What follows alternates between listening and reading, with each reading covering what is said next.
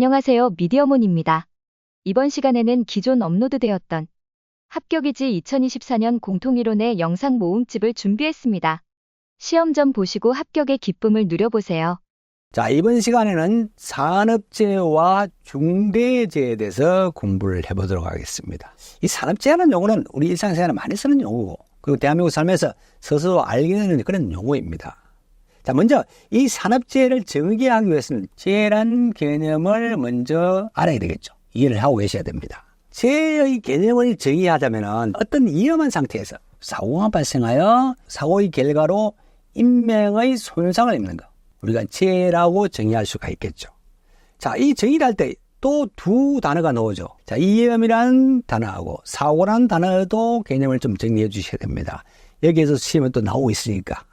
자, 그럼 위험은 어떻게 정의할 수 있냐면, 자, 인적 손상이라든지 물적 손실을 일으킬 수 있는 어떤 불안전한 상태, 상황, 어떤 조건을 이야기하는 것이죠. 자, 그럼 사고는 불안전 상태나 상황이 선행되어서 인적 손상이나 물적 손실을 일으킬 수 있는 어떤 사건을 이야기합니다. 위험과 사고의 개념을 머릿속에 좀 기억해 주시면서 이걸 우리가 재해라고 개념 정리를 할 수 있겠습니다. 재해란 넓은 의미로서는 인명 손상뿐만 아니라 물적 손실까지도 넓은 의미에서 포함된 개념이다고 이렇게 정의를 해 두시면 되겠습니다. 자, 그러면 교재를 보면서 산업재해의 개념도 정리해 보도록 하겠습니다. 자, 노무를 제공하는 자가, 우리 산업 현장에서 노동력을 제공하는 자가 업무나 작업에 기인해서 사망하거나 부상하거나 질병에 걸리는 것을 산업재해라 그러죠.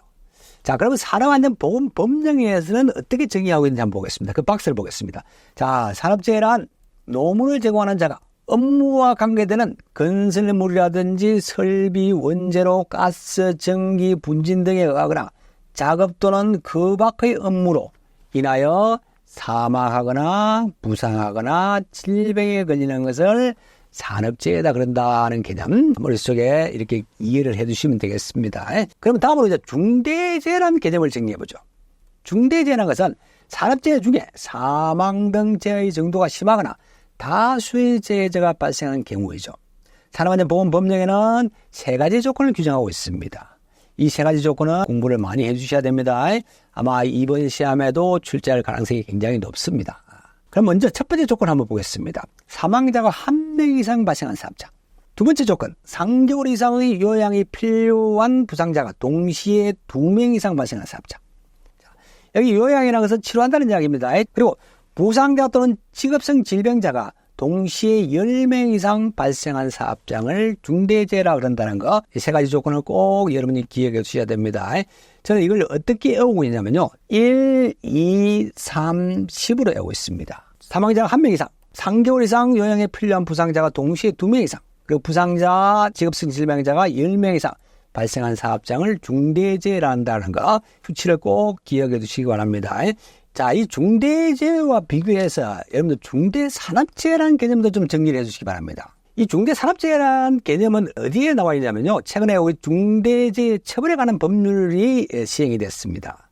거기 보면 중대산업재해 세 가지 조건도 같이 규정하고 있습니다. 자, 첫 번째, 사망자가 1명 이상 발생한 재해, 중대재해, 중대산업재해입니다.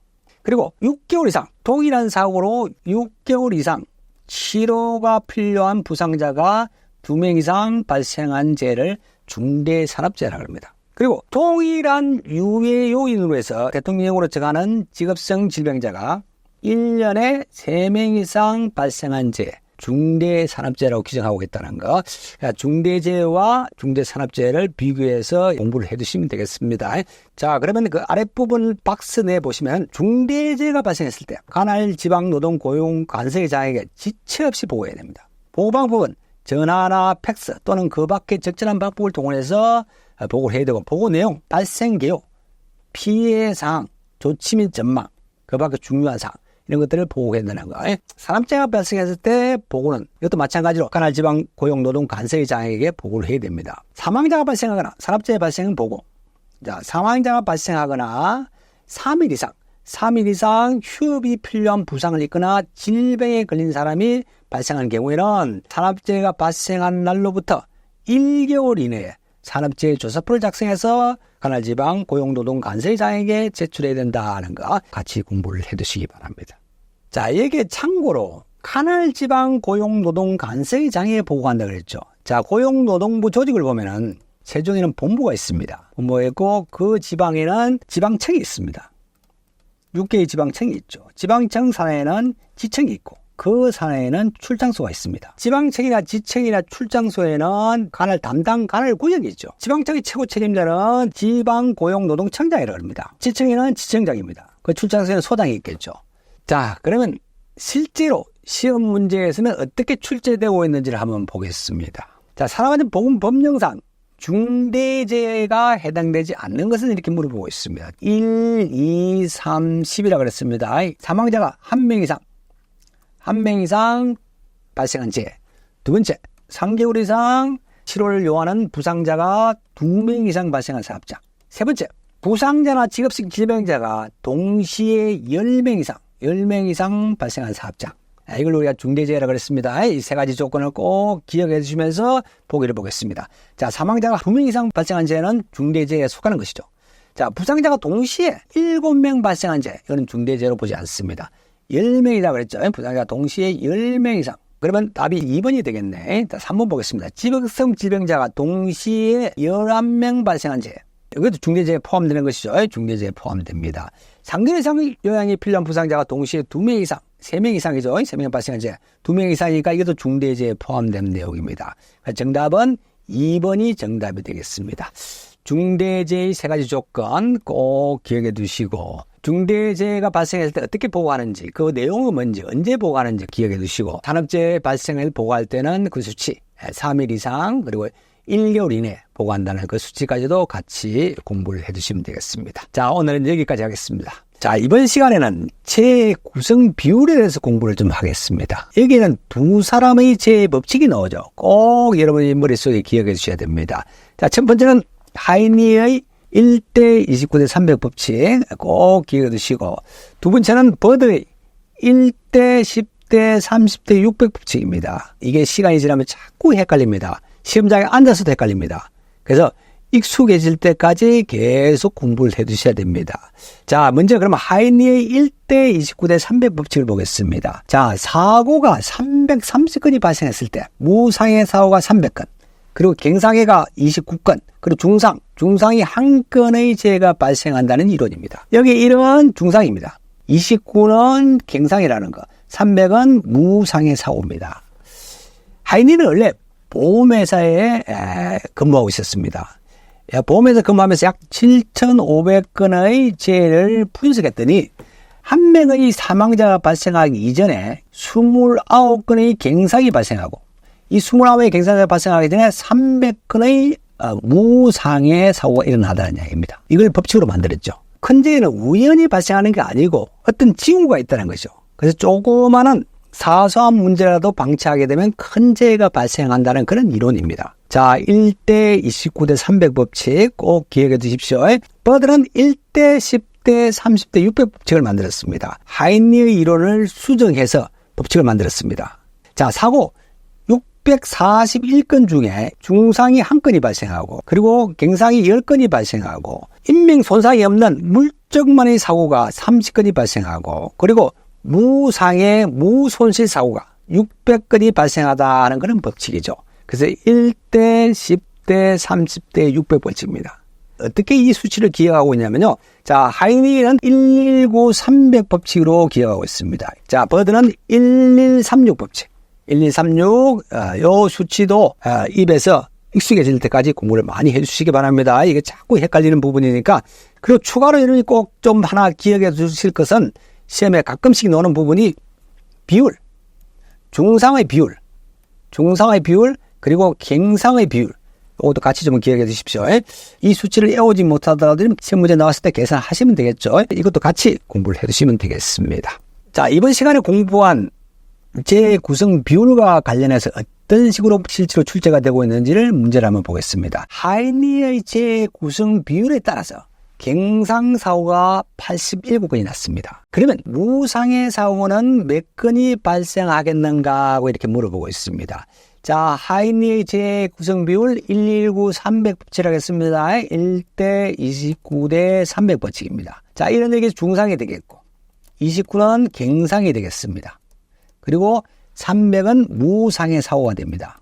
자, 이 사업장에서는 자, 갱상이 87건이 발생했습니다. 자, 29에 87건이니까 3배가 되겠네. 자, 87 나누기 29 하니까 3배가 되죠. 자, 갱상이 3배가 됐습니다. 그럼 무상해 사고는 몇 건이냐 이렇게 물어보고 있죠. 자, 무상해 사고는 300의 3배가 돼야 되겠죠. 자, 그러면 900건이 되겠습니다. 자, 여기서 말하는 정답은 900건이 정답이 되겠습니다. 자, 이번 시간은 여기까지 하겠습니다. 자, 이번 시간에는 재발생 도미노 이론에 대해서 공부를 해보도록 하겠습니다. 자, 산업재해는 어떤 단계를 거쳐서 일어난다는 것입니다. 주로 학자들은 5단계를 거쳐서 일어난다고 합니다. 자, 이 5단계가 서로 상관적, 연쇄적으로 작용하여 발생하게 된다는 거죠. 이 5단계 중에 한 가지만 제거해도 예방을 할 수 있다는 그런 이론을 이야기합니다. 자, 그러면 교재 아랫부분에 나와 있는 네 분의 5단계 이론을 비교하면서 공부를 해보도록 하겠습니다.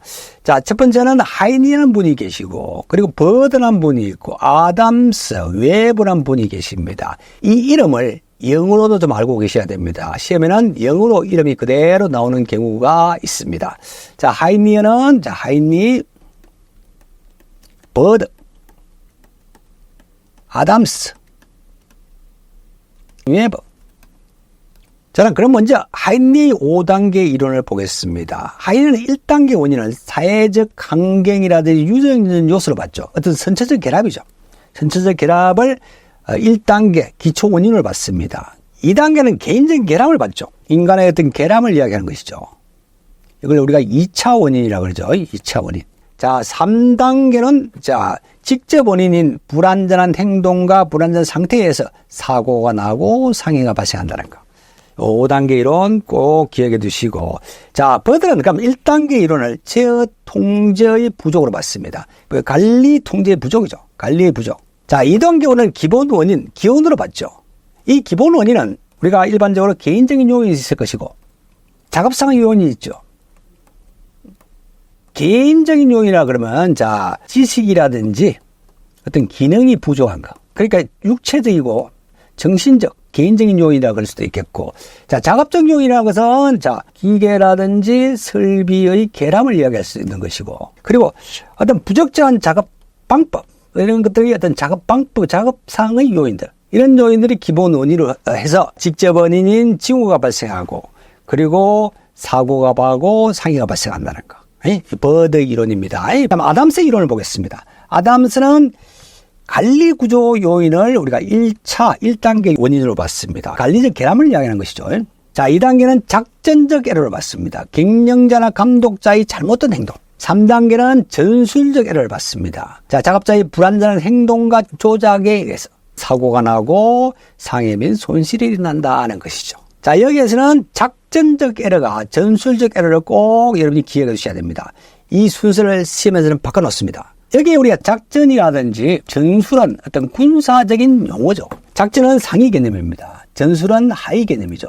작전이라는 것은 어떤 군사적인 목적을 이루기 위해서 필요한 조치나 방법을 강구하는 것을 우리가 작전이라 그러고, 전술이라는 것은 그 작전 목적을 수행하기 위해서 병력 등을 운영하는 기술을 우리가 전술이라 합니다. 하위적 개념이죠. 꼭 이걸 기억해 두십시오.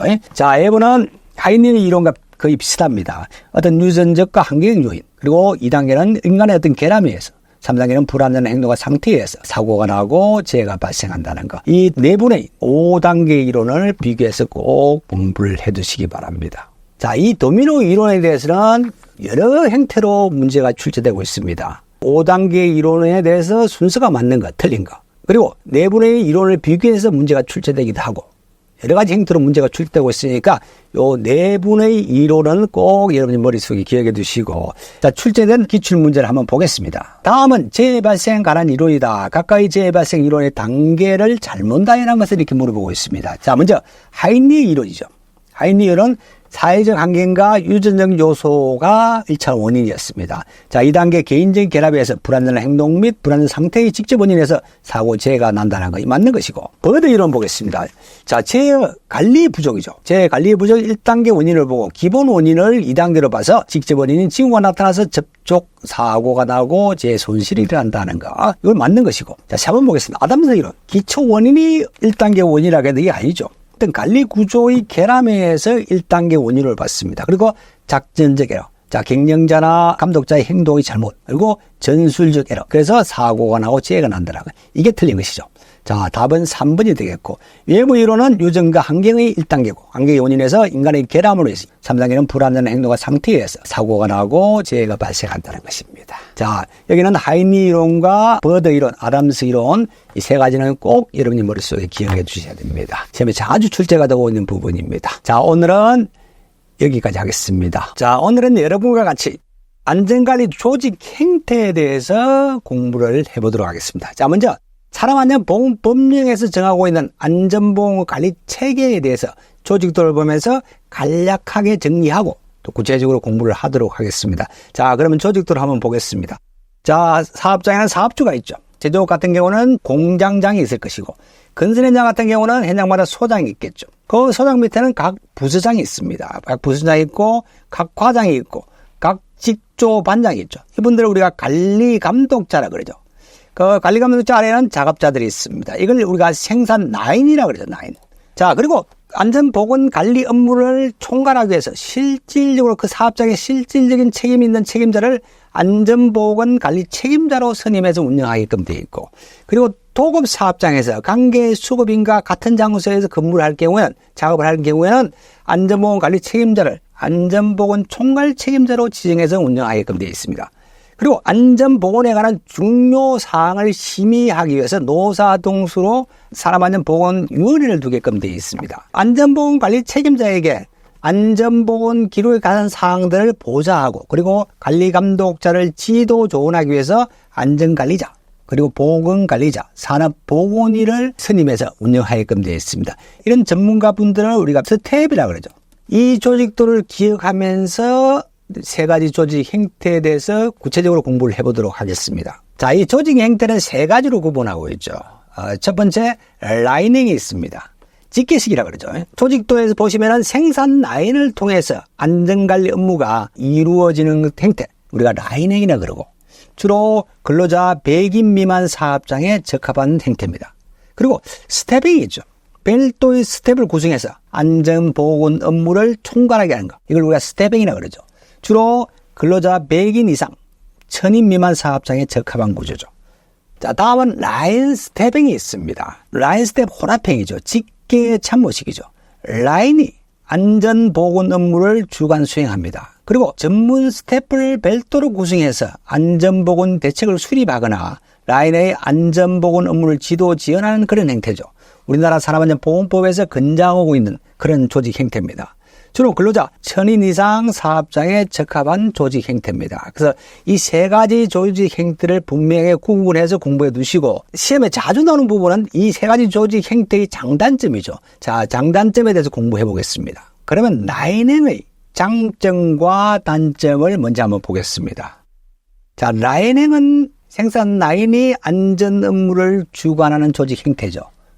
그러다 보니까 안전에 대한 지시와 전달이 용이합니다. 용이한다는 것은 쉽다는 이야기죠. 지시와 전달이 쉽고 신속히 수행할 수 있고, 그리고 명령 개통이 간단 명료합니다. 그리고 참모식보다 경제적이죠. 이런 장점이 있습니다. 있는 반면에 생산 라인의 안전 업무가 병행하다 보니까, 자, 안전에 대한 전문 지식이 부족하죠. 그리고 기술 축적이 굉장히 미흡합니다. 안전에 대한 그 정보가 또 불충분하죠. 그리고 안전 정보 및 신기술 개발이 굉장히 어렵습니다. 그리고 라인에 가중한 책임을 물을 수도 있다는 거죠. 이런 단점이 있는 반면에 스태핑은 그 반대죠. 라인행의 단점이 스태핑의 장점이 되겠습니다. 자, 스태핑이라는 것은 전문가들을 구성된 스텝을 두고 안전 업무를 별도로 하다 보니까 안전에 관한 전문 지식이라든지 기술 축적이 굉장히 용이하죠. 그리고 안전정보 수집 작업이 신속하고 쉽습니다. 그리고 경영자의 조언 및 자문 역할을 충분히 할 수 있던 그런 조직 형태죠. 이런 장점이 있고, 단점은 안정과 생산을 매개로 체고할 수가 있습니다. 그리고 안전 지시가 생산 라인에 쉽게 전달되지 않겠죠. 그래서 쉽지 않습니다. 그래서 생산 부서와 유기적인 협조가 필요하다는 이야기죠. 그리고 생산 라인은 안전에 대한 책임과 권한이 굉장히 미미합니다. 거의 없습니다. 그런 단점이 있고, 생산 부서와 마찰이 일어나기 쉽습니다. 그런 다툼이나 조정 때문에 통제 수식이 복잡하면서 시간과 노력이 많이 소모될 수 있는 그런 단점이 있다는 것. 자, 라인행과 스텝행의 장단점을 이야기해봤습니다. 자, 그러면 라인 스텝 혼합형을 보겠습니다. 자, 라인행의 장점과 스텝행의 장점이 라인 스텝 혼합형의 장점이 되겠습니다. 별도로 스텝이 구성되어 있고, 그리고 라인에서도 안전관리 업무를 수행하고 있죠. 안전 지식과 기술 축적이 가능하죠. 별도로 스텝이 구성이 되어 있다는 얘기죠. 그리고 안전 지시 및 전달이 신속 정확하게 될 수 있다는 이야기죠. 생산 라인을 통해서 안전관리 업무가 수행되고 있기 때문에 지시 전달도 굉장히 신속하고 정확합니다. 그리고 안전에 대한 신기술의 개발 및 보급이 용이합니다. 그리고 안전활동이 생산과 분리되지 않음으로써 운용이 굉장히 쉽습니다. 조직은 전원을 자율적으로 안전활동에 참여시킬 수 있다는 거죠. 근데 이것도 단점이 있겠죠. 단점이라면 명령계통과 지도 조언 및 근거적 참여가 혼동되기 쉽죠.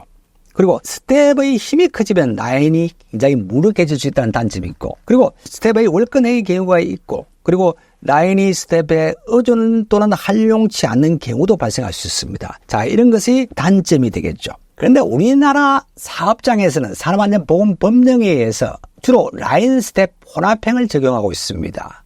스텝에서 안전관리 업무를 주관하고 생산 라인의 관리 감독자에게도 안전에 관한 권한과 책임을 부여하고 있습니다. 산업안전보건법령에 의하면 우리 제조업은 안전관리자를 다 선임해서 운영하게끔 되어 있고, 그리고 업종에 따라서 20인 이상 50인 미만 사업장에도 안전보건관리 담당자를 선임해서 운영하도록 이렇게 되어 있습니다. 이것도 같이 이해를 하고 계시면 되겠습니다. 자, 관련된 문제 보겠습니다. 안전관리 조직 특성에 대해서 물어보겠네요. 다음 중 안전관리 조직 특성에 관한 설명으로 옳은 것은 이렇게 물어보고 있습니다. 자, 보기 보겠습니다. 자, 라인행 조직은 중대규모 사업장에 적합하다. 그런데 틀리죠. 소규모 사업장입니다. 라인행 소규모 사업장에 적합하고, 그리고 스텝행 조직은 근한 다툼의 해소나 조정이 용이하며 시간과 노력이 감소된다. 그런데 이거 틀린 것이죠. 자, 마찰이 일어나기 쉽습니다. 마찰이 일어나기 쉽고, 근한 다툼이나 해소와 조정에 시간이 많이 걸리죠. 이것도 틀린 것이고, 한번 라인행 조직은 안전에 대한 정보가 불충분하지만 안전 지시나 조치에 대한 실시가 신속하다. 그런데 이게 맞는 것이죠. 자, 3번이 정답이 되겠고, 그런 것은 보기 4번은 라인 스텝행 조직은 대규모 사업장에 적합합니다. 여기까지 맞죠? 그리고 조직은 전원의 자율적 참여가 어려운 단점이 있다. 그런데 이게 아니죠. 자, 자율적 참여가 가능한 조직 형태입니다. 자, 그래서 답은 3번이 되겠네. 자, 오늘은 여기까지 공부하겠습니다. 자, 이번 시간에는 여러분과 같이 안전관리자의 업무 그리고 선임에 대해서 공부를 하도록 하겠습니다. 자, 안전관리자의 업무는 안전에 관한 기술적인 사항에 관해서 안전보건관리 책임자를 보좌하고 또 관리 감독자를 지도 조언하게 되어 있죠. 안전관리자의 업무를 산업안전보건법령에 정한 10가지를 여러분의 머릿속에 좀 기억해 주셔야 되는데, 한 항목마다 키워드를 하나를 정해서 공부해 두시면은 아마 필기 부분에 보기에 나왔을 때 정답을 골라내는 데는 어렵지는 않을 겁니다. 자, 첫 번째 조항을 한번 보겠습니다. 자, 산업안전보건위원회 또는 안전보건에 관한 노사협의체에서 심의의결한 업무, 그리고 사업장의 안전보건관리 규정 또는 취업규칙에 정한 업무, 그리고 위험성 평가에 관한 보호자 및 지도조언입니다. 그리고 자율 확인 대상 기계, 이런 것들을 구입할 때 이런 기계들은 굉장히 위험한 기계입니다. 이런 위험 기계의 적격품의 선정에 관한 보호자 및 지도조입니다.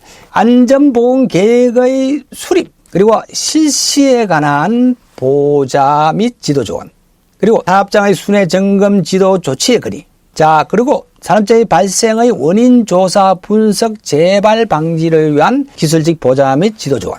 자, 그리고 산업재해에 대한 통계, 유지, 관리, 분석을 위한 보호자 및 지도 조언입니다. 법 또는 법에 따른 명령으로 정한 안전에 관한 사항의 이행에 대해서 보호자 지도 조언하는 것.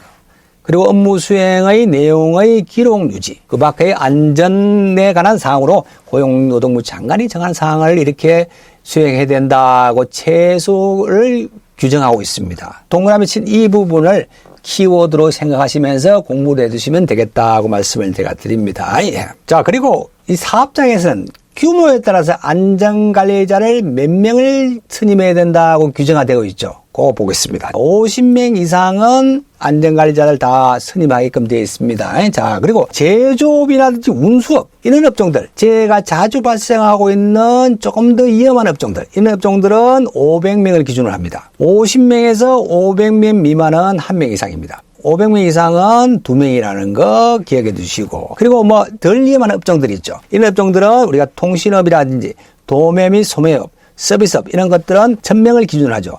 50명에서 1000명 미만은 1명 이상. 그리고 1000명 이상은 2명이라는 거, 요 숫자도 같이 좀 기억해 두셔야 됩니다. 건설업은 어떤지 한번 보겠습니다. 자, 건설업은 공사 금액에 따라서 안전관리자를 선임하게끔 되어 있죠. 자, 공사 금액에 따라서 몇 명의 안전관리자를 둬야 된다고 이러면 공부를 해 두셔야 됩니다. 시험에 나오고 있는 부분이니까 숫자를 기억해 두셔야 됩니다. 자, 어떻게 공부하시느냐면요. 800억을 기준으로 합니다. 800억 미만은 1명이라는 것을 기본적으로 알고 계시고, 800억 원에서 여기서 플러스 700을 합니다. 1,500억 원이 되겠죠. 자, 800억 이상 1,500억 미만은 2명입니다. 1,500에서 여기서 또 플러스 700을 합니다. 2,200억이 되겠죠. 자, 1,500억 이상 2,200억 미만은 3명이 되겠습니다. 2,200억에서 플러스 800을 합니다. 자, 3,000억 원이 되겠죠. 2,200억 이상 3,000억 원 미만은 4명이 되겠습니다. 그리고 3,000억 원에서 여기서 플러스 900을 합니다. 자, 3,900억 원이 되겠죠. 자, 3,000억 원 이상 3,900억 원 미만은 5명이 되겠습니다. 자, 요까지는 분명히 기억해 두셔야 됩니다. 자, 이걸 어떻게 외우시냐면요. 800에 7789 이렇게 외워 두십시오. 자, 800원 미만은 1명입니다. 그게 플러스 700 하니까 2명입니다. 거기에서 또 플러스 700 하니까 3명이 되겠죠. 그리고 거기서 플러스 800을 하니까 4명이 되고, 플러스 900을 하니까 5명이 된다는 거, 여기까지 기억해 두시면 되겠습니다. 자, 800에 7789, 800에 7789입니다. 자, 입에 익숙해질 때까지 계속 공부를 해 주시기 바랍니다. 그 다음부터 보겠습니다. 3900에 여기서 플러스 1000을 합니다. 1000을 하니까, 자, 4900이 되겠죠. 여기까지는 6명입니다. 그리고 자, 4,900에 또 1,100을 합니다. 자, 6,000이 되겠죠. 거기까지는 7명입니다. 자, 6,000억에서 자, 플러스 1,200을 합니다. 그럼 7,200억이 되겠죠. 자, 6,000억 이상 7,200억 미만은 8명이 됩니다. 자, 7,200원에서 플러스 1,300을 합니다. 8,500억이 되겠죠. 자, 7,200원에서 8,500억 미만은 9명이 되겠습니다. 그리고 8,500억 이상에서 1조 미만은 10명이 되겠습니다. 자, 이런 식으로 여러분이 머릿속에 좀 기억해 주시기 바랍니다. 자, 중요한 것은 아까 800에 7789 꼭 좀 기억해 두시라 말씀을 제가 드리겠습니다. 자, 그 다음 아랫부분 보시면은 지방고용노동간서의장은 안전관리자를 정원시키거나 교체하도록 명령할 수 있습니다. 자, 그 4가지 조건을 보겠습니다. 자주 출제되는 부분이니까 꼭 기억해 두셔야 됩니다. 자, 첫 번째 조건 보겠습니다. 사업장의 연간 제휴율이 같은 업종의 평균 제휴율보다 2배 이상인 경우에는 안전관리자를 정원시키거나 교체하도록 명령할 수 있겠죠. 그리고 중대재해가 연간 2건 이상 발생한 경우, 이럴 경우도 안전관리자를 정원 교체할 수 있습니다. 자, 전년도 사망마님률이 같은 업종의 평균 사망마님보다 이하인 경우는 제외합니다. 안전관리자가 질병이나 기타 그 밖의 사유로 3개월 이상 직무를 수행할 수 없을 때, 자리를 비운 경우에는 지방고용노동간서의장은 안전관리자를 교체할 수 있도록 명령할 수 있겠죠. 자, 그리고 법령에 규정된 하악적 인자로 인한 직업성 질병자가 연간 3명 이상 발생한 경우에도 안전관리자를 정원 교체할 수 있습니다. 자, 2233입니다. 여기는 2233 기억해 두시고. 자, 그러면 이와 관련된 문제를 보겠습니다. 자, 산업안전보건법령상 안전관리자의 업무에 해당되지 않는 것은 이렇게 물어보고 있습니다. 자, 보기 1번 보겠습니다. 자, 해당 사업장 안전교육 계획의 수립과 안전교육 실시에 관한 보호자 및 지도자 해당되는 거죠. 안전보호 계획의 수립, 실시에 관한 보호자 및 지도자 안전관리 업무에 해당됩니다. 그리고 자, 안전문제의 산업재해에 관한 통계 유지, 관리, 분석을 위한 보호자 및 지도 이것도 해당되는 것이죠. 자, 3번 도급사업에 있어서 수급인의 안전보험 관리비의 집행감독과 그 사용에 관한 수급인 간의 협의 조정 이것은 안전보건 총괄 책임자의 업무에 해당되는 겁니다. 안전관리자 업무에 안 된다는 이야기죠. 답은 3번이 되겠고. 자, 다음은 4번. 안전보험 관리 규정 및 취업 규칙에 정한 안전에 관한 사항을 위반한 근로자에 대한 조치 거리. 이것도 해당이 되는 것이죠. 자, 이번 시간은 여러분과 같이 안전보건 개선 계획의 수립과 시행에 관련된 내용을 공부하도록 하겠습니다. 사업장에서 산업재해가 발생하게 되면 고용노동부에서는 여러 가지 행정조치를 합니다. 그중에 산업재해의 심각성에 따라서 안전보건 진단을 명령할 수 있고 그리고 안전보건 개선 계획을 수립하고 시행하도록 명령할 수 있고 그리고 안전보건 진단을 받아서 안전보건 개선 계획을 수립 시행하도록 이렇게 할 수가 있습니다. 안전보건 진단이라는 것은 자, 사업장에서 추락, 붕괴, 그리고 화재 폭발, 위험물질의 누출 이런 것 등으로 해서 산업재해 발생 위험이 굉장히 높은 사업장에 대해서는 고용노동부에서는 안전보건 진단을 받으라고 명령할 수 있습니다. 자, 안전보건 진단 보고서에서는 자, 재해 발생 원인이라든지 그리고 작업 조건, 방법에 대한 평가에 대한 항목들이 포함되어 있어야 되고 명령을 받은 사업장에서는 15일 이내에 진단기간에 의뢰해야 됩니다. 15일 이내에 의뢰하고 자, 의뢰를 받은 진단기간에서는 30일 이내에 진단을 실시하고 보고서를 작성해서 사업주와 고용노동간사회자에게 제출하게끔 되어 있다는 것. 여기까지만 여러분 기억해 주시면 되겠습니다. 자, 그러면 안전보건 개선 계획은 고용노동부 장관은 산업재해 예방을 위해서 종합적인 개선 조치가 필요하다고 인정할 때는 사업주에게 그 사업장의 시설 그 밖의 상황에 관해서 안전보건 개선 계획을 수립하고 시행할 수 있도록 명령할 수 있습니다. 그 조건이 있죠. 그 대상 사업장이 있습니다. 대상 사업장을 보겠습니다. 산업재해율이 같은 업종의 규모별 평균 재율보다 높은 사업장. 높은 사업장은 자, 안전보건 개선 계획을 수립하고 시행하도록 명령할 수 있습니다. 그리고 사업주가 필요한 안전조치 및 보건조치를 이행하지 않아야 중대재해가 발생한 사업장. 자, 그리고 자, 연간 직업성 질병자가 2명 이상 발생한 사업장. 그리고 법령에 의한 유해 인자의 노출 기준을 초과한 사업장에서는 안전보건 개선 계획을 수립해서 시행하도록 명령할 수 있습니다. 자, 이 대상 사업장 4가지 기억해 두시고 안전보건 개선 계획을 수립할 때는 산업안전보건위원회의 심의를 꼭 거쳐야 됩니다. 그리고 산업안전보건위원회가 없는 사업장에서는 근로자 대표의 의견을 드려야 됩니다. 과정을 거쳐야 된다는 거 꼭 기억해 두시고 안전보건 개선 계획을 수립 명령을 받은 사업주는 60일 내에 보고서를 작성해서 지방고용노동간사장에 제출해야 됩니다. 60일 이내입니다. 그리고 그것을 접수받은 지방고용관세장은 접수일부터 15일 이내에 심사하여 사업주에게 결과를 알려야 됩니다. 자, 안전보건 개선 계획의 내용은 시설입니다.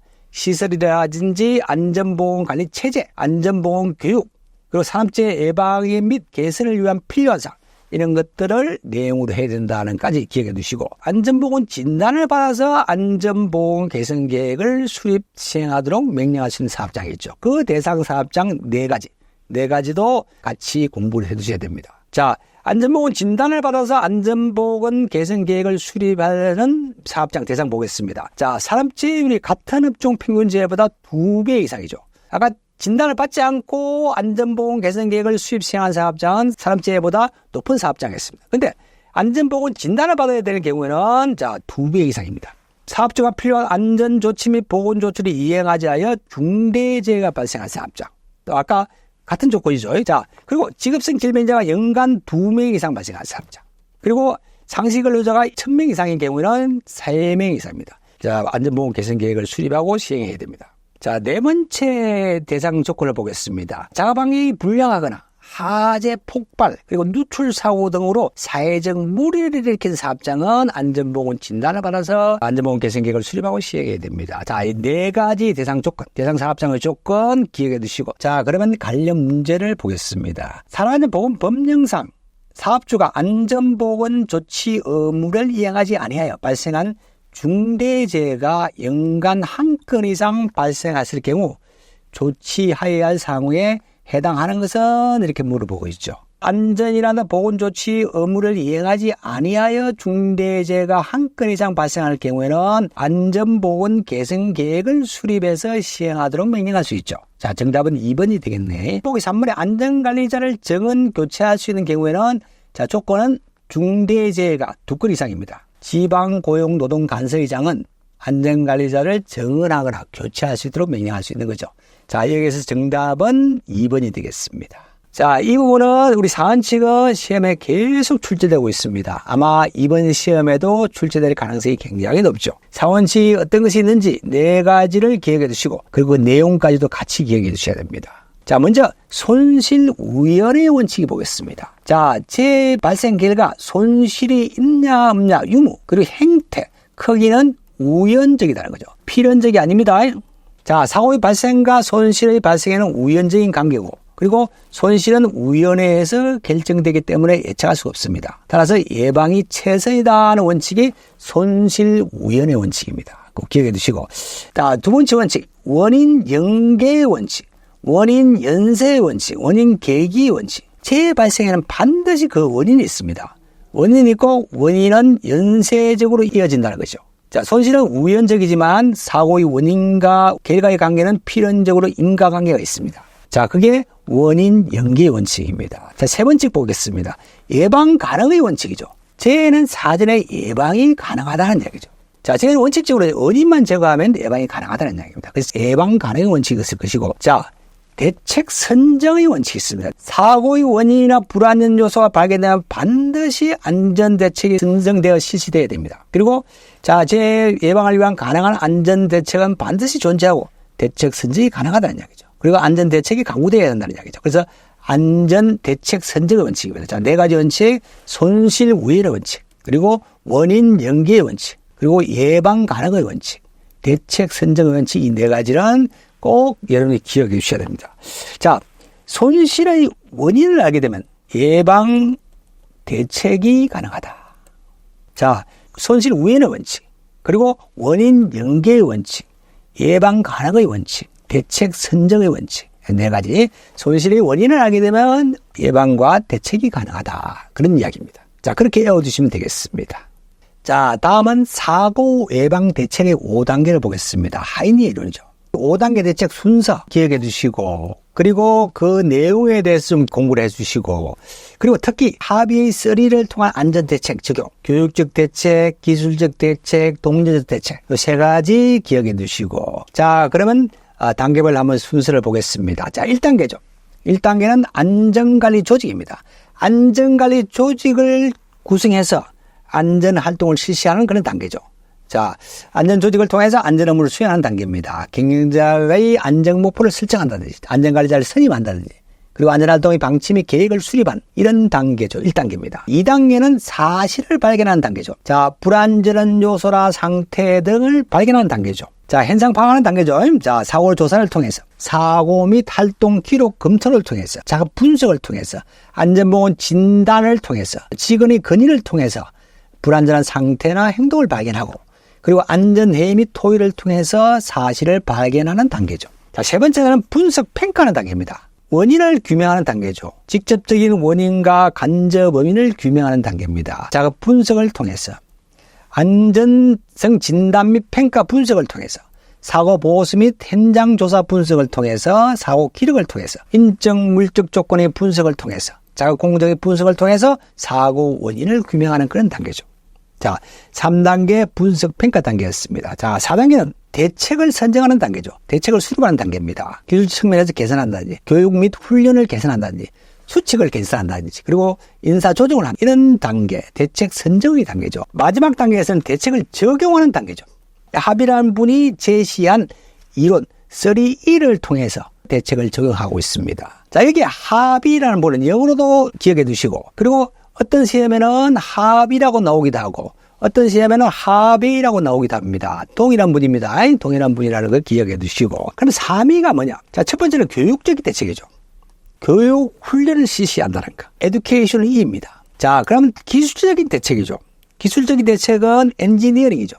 자, 기술적인 조치를 한다는 거죠. 작업 환경을 개선하든지 안전 기준을 설정하든지 이런 것들은 기술적 대책에 들어온 것이고, 자, 독려적 단속적 대책이죠. 인포스먼트입니다. E입니다.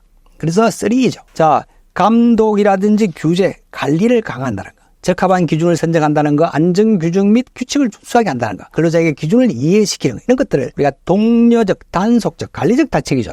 자, 이 세 가지 대책을 통해서 적용한다는 거. 여기까지도 기억해 두시고. 자, 그러면 다음에 그림을 보면서 다시 한번 이해를 해보겠습니다. 자, 먼저 조직을 구성하는 거죠. 안전보건관리 책임자라든지 안전관리자, 보건관리자, 관리감독자를 선정을 해서 조직을 구성하고, 그리고 2단계는 사실을 발견하는 단계죠.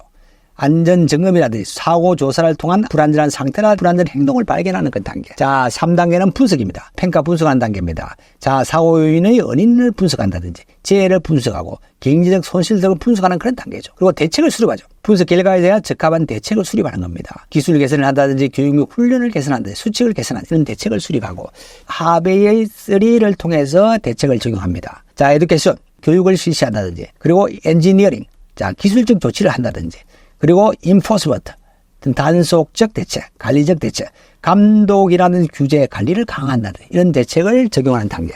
자, 5단계 순서와 내용을 공부하였습니다. 자, 이에 관련된 문제를 보겠습니다. 제방의 4원칙에 해당되지 않는 것은 이렇게 물어보고 있습니다. 자, 4원칙을 이렇게 꼭 기억해 두셔야 된다 그랬습니다. 그리고 그 내용에 대해서도 꼭 공부를 해서 기억해 두셔야 됩니다. 시험에 자주 출제되고 있는 부분이라는 것을 꼭 감안해서 공부를 해 두시기 바랍니다. 손실의 원인을 알게 되면 예방과 예방 대책이 가능하다, 이렇게 외우두라고 그랬습니다. 자, 손실 우연의 원칙, 원인 연계의 원칙, 예방 가능의 원칙, 대책 선정의 원칙. 자, 보겠습니다. 예방 가능의 원칙, 원인 계기 원칙, 손실 필연의 원칙. 이게 답이 되겠네. 손실 우연의 원칙이죠. 손실은 손실 유무라든지 행태나 크기든 우연적이다는 거예요. 손실 우연. 필연 아니라 그랬습니다. 정답은 3번이 되겠습니다. 자, 이번 시간에는 여기까지 공부하겠습니다. 자, 먼저 제 통계를 내는 목적을 한번 보겠습니다. 자, 제 정보를 통해서 동종재해 및 유사재해의 재발 방지에 있습니다. 자, 첫 번째, 그럼 연천인율을 보겠습니다. 자, 연천인율은 근로자 1000명을 1년간 기준으로 재해자 수의 비율입니다. 제 건수 아닙니다. 꼭 헷갈리지 않도록 공부를 해두시기 바랍니다. 제 건수 아니라는 거. 근로자 1000명의 사람을 기준으로 재해를 당한 사람의 비율입니다. 자, 재해자 수의 비율이라는 거 꼭 기억해 두십시오. 그래서 연천인율은 연평균 근로자 수 분의 재해자 수 곱하기 1000입니다. 이 공식을 꼭 여러분이 기억해 두셔야 됩니다. 자, 문제에서 도수율만 제시하면서 연천인율을 물어보는 경우가 있습니다. 이럴 경우에는 연천인율은 도수율 곱하기 2.4가 되겠습니다. 이 공식도 같이 기억해 두십시오. 반대로 그러면 도수율은 연천인율 나누기 2.4가 되겠죠. 자, 참고로 천인율이 있으니까 백인율이 있겠죠. 백인율이 있습니다. 그리고 만인율이 있습니다. 자, 이 백인율이라는 것은 100명당 재해자 수를 이야기하는 것이죠. 100명당 산업 재해자 수를 이야기합니다. 그리고 자, 사망자를 통계를 낼 때는 사망 만인율을 합니다. 주로 이제 건설업 쪽에서 사망 만인율을 많이 사용하죠. 우리나라에서는 연간 한 13만 명 이상 재해자 수가 발생합니다. 그중에 한 2,000명 이상이 또 사망합니다. 우리나라 연간 산업재해율은 0.65 정도 됩니다. 그리고 사망 만인율은 1.1 정도가 됩니다. 그래서 다른 OECD 선진국보다 수치가 굉장히 높습니다. 그래서 이 부분에서 굉장히 많이 신경을 쓰고 있습니다. 자, 두 번째, 도수율 빈도율입니다. 재해가 얼마나 발생하는가 하는 통계치죠. 100만 시간당 재해 발생 건수입니다. 자, 아까 연천인율에서는 재해자 수였죠. 여기는 재해 발생 건수, 재해 건수를 이야기합니다. 자, 그래서 도수율 빈도율은 자, 영근로시간수분의 재해 건수 곱하기 100만입니다. 10의 6성이죠. 10의 6성이라는 거.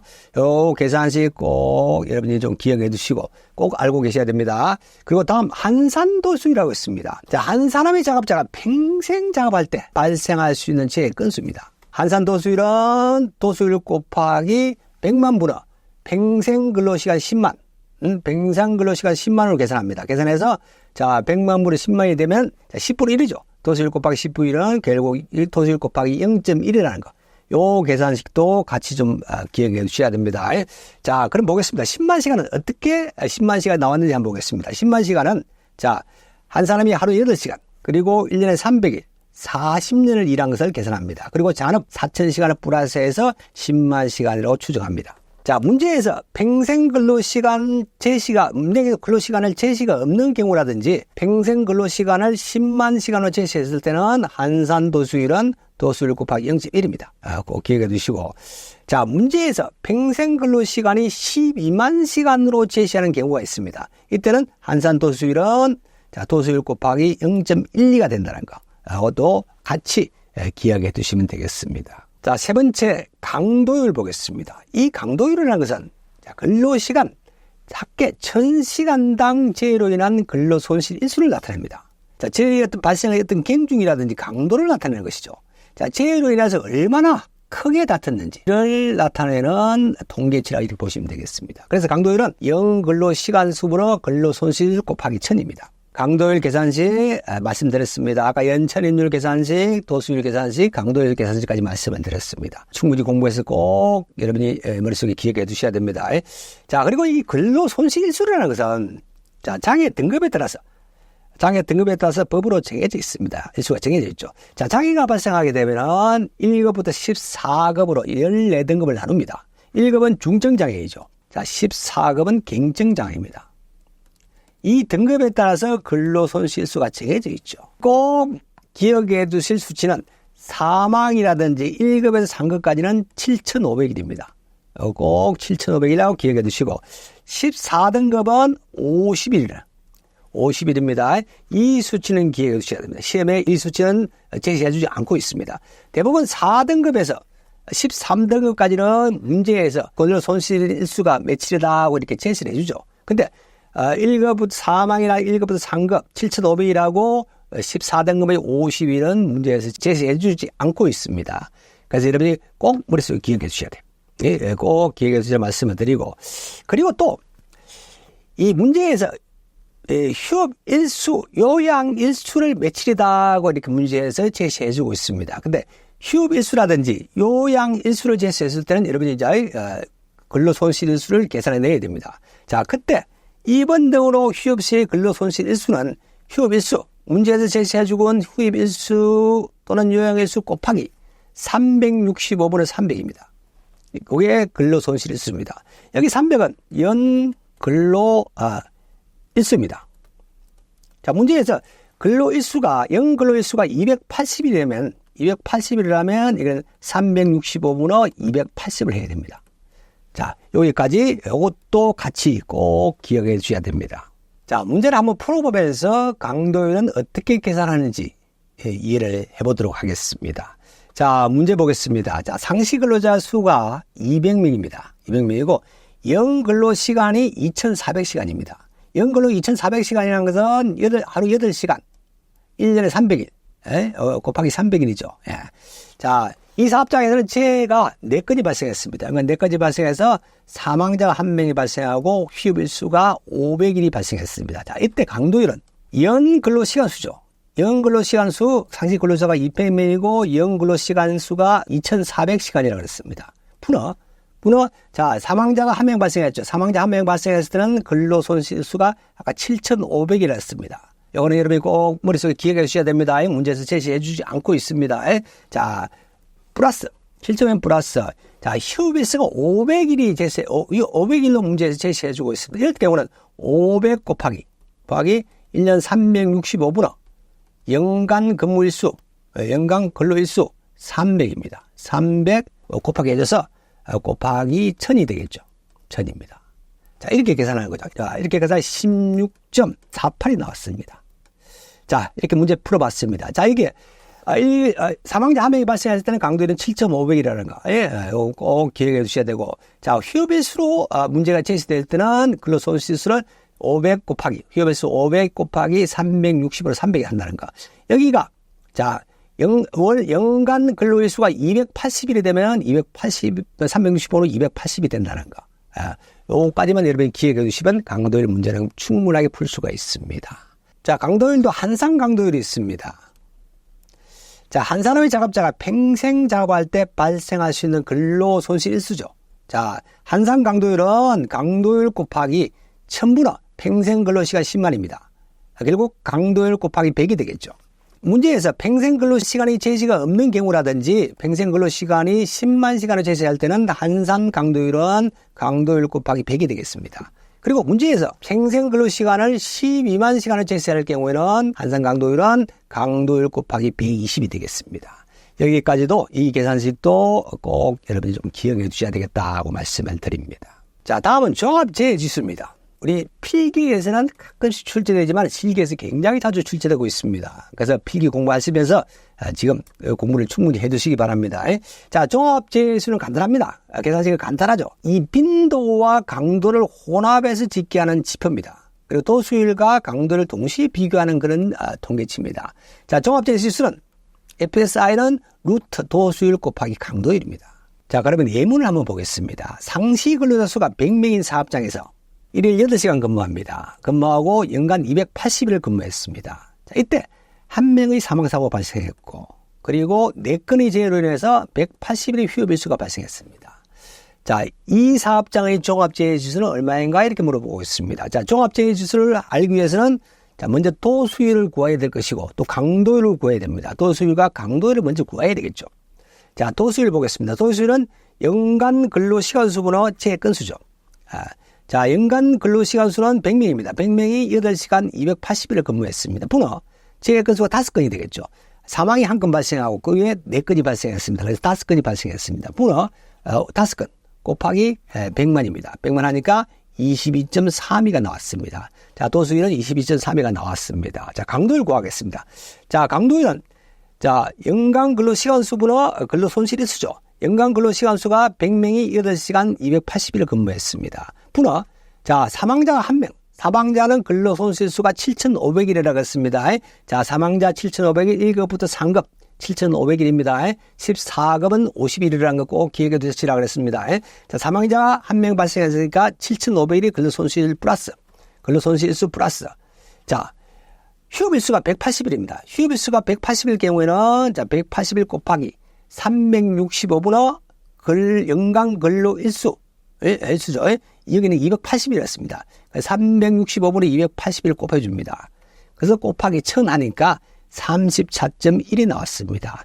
자, 종합재해지수는 루트 22.32 곱하기 34.1 이렇게 하니까 종합재해지수가 27.59가 나오더라는 얘기입니다.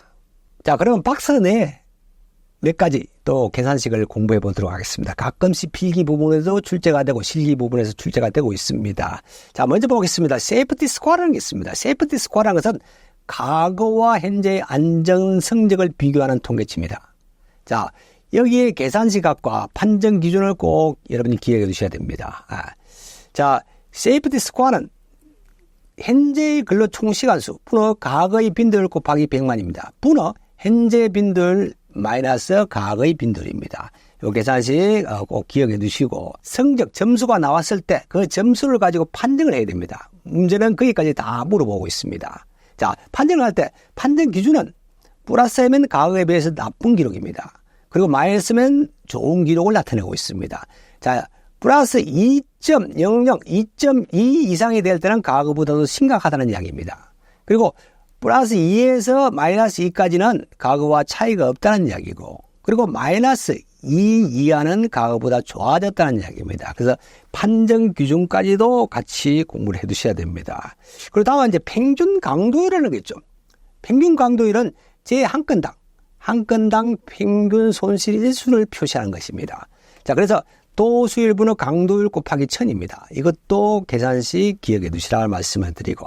자, 다음에 안전활동률이 있습니다. 안전활동률이라는 것은, 자, 기업의 안전관리 활동의 결과를 나타내는 어떤 통계입니다. 그래서 100만 시간당 안전활동 건수를 이야기합니다. 자, 안전활동률은 근로시간, 전체 근로자에 대한 총 근로시간수 분의 안전활동 건수 곱하기 100만입니다. 요 계산식도 기억해 주시기 바랍니다. 자, 문제는 여기도 출제가 되고 있으니까 같이 추가로 공부를 해 두시기 바랍니다. 자, 관련 문제 보겠습니다. 500명의 근로자가 근무하는 사업장에서 연간 30건의 재해가 발생해서 35명의 재해로 인한 250일의 근로 손실이 발생했습니다. 자, 이럴 경우 이 사업장의 재해 통계에 관한 설명으로 틀린 것은 이렇게 물어보고 있습니다. 자, 이 문제에서는 연천인율, 도수율, 강도율을 다 물어보고 있습니다. 자, 거의 세 가지를 다 계산해 내야 되겠죠. 자, 먼저 연천인율을 한번 보겠습니다. 연천인율은 평균 근로자 수분의 재해자 수를 이야기하는 것이죠. 자, 연천인율 곱하기 1000이죠. 자, 여기에 근로자 수는 연간 평균 근로자 수는 500명입니다. 500명 분의 재해자 수를 이야기하는 거죠. 35명의 재해자 수가 발생했습니다. 곱하기 1000을 하면 되겠죠. 자, 1000을 하니까 70이 되겠네요. 70이 나왔습니다. 자, 그러면 이 사업장의 연천인율은 7이라고 하는데 이게 70이죠. 답은 3번이 틀린 것이 되겠고. 자, 두 번째 보겠습니다. 도수율. 자, 도수율은 연근로시간수분의 제 건수를 이야기하는 것이죠. 자, 보겠습니다. 자, 연근로시간수가 500명 곱하기 이 문제에서는 연근로시간수가 제시되지 않고 있죠. 이럴 경우는 근로시간이 명시되지 않을 경우에는 연간 1인당 2,400시간을 적용합니다. 2,400시간이라는 것은 하루 8시간. 곱하기 1년 300일 이걸 적용합니다. 그래서 문제에서는 제시하지 않고 있죠. 이럴 경우는 2,400시간을 제시합니다. 여기에서는 적용합니다. 분호, 제 건수라고 그랬죠. 30건이 발생했습니다. 곱하기 100만 이렇게 계산하니까 도수율은 25가 나왔습니다. 자, 이거는 25가 나왔죠. 이 사업장의 도수율은 25다는 것은 맞는 것이죠. 맞는 것이고. 다음 세 번째, 자, 강도율을 보겠습니다. 강도율은 연 근로시간수분의 500 곱하기 2,400이죠. 2,400시간. 분호, 근로 손실의 수가 250일이 나왔습니다. 250일 곱하기 1000이죠. 이렇게 계산하니까 강도율은 0.21이 나왔습니다. 자, 이거는 맞는 것이죠. 0.21이 나왔다는 거 맞는 것입니다. 자, 그래서 틀린 것은 정답은 3번이 되겠습니다. 자, 지금까지 산업재해율과 계산 방법에 대해서 공부를 했습니다. 자, 산업재해율 계산하는 계산 문제는 반드시 출제된다고 말씀을 드렸습니다. 필기뿐만 아니라 실기에도 반드시 출제가 됩니다. 그래서 충분히 공부하셔서 틀리지 않도록 하시기 바랍니다. 제 경험에 의하면 이 계산식은 계속 헷갈렸습니다. 공부할 때는 외웠지만은 시간이 지나면 또 헷갈리고 했습니다. 그래서 여러분도 시험 당일날, 시험 보기 전에 다시 한번 확인하시고 시험에 임하시면 틀리지 않을 것입니다. 자, 오늘도 화이팅 하십시오.